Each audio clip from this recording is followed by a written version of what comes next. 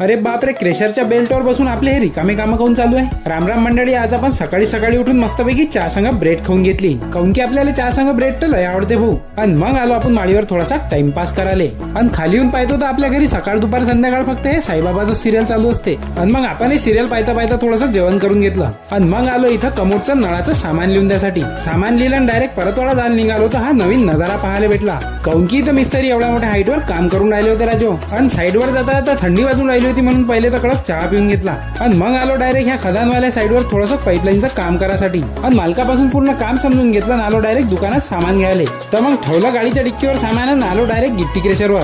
आणि ह्या कुत्र्याला चिप्स दिले तर कुत्रे चिप्स हवेतच खाऊन राहिला होता. आणि इथं काम करायला एवढी परेशानी होऊन राहिली होती की चारी बाजूने फक्त धुळलाच धुळला होता. तरी पण आपण आपला गडी गेलो एवढ्या धुळल्यात वर पाईपलाईन जोडाले. आणि पूर्ण पाईपलाईन जोडजाड करून खाली उतरायला लागलो तर ह्या पट्ट्यावर उतरायचा आपल्याला भेव लागून राहिला होता. तरी पण कसा तरी उतरून निघालो सारखं घराच्या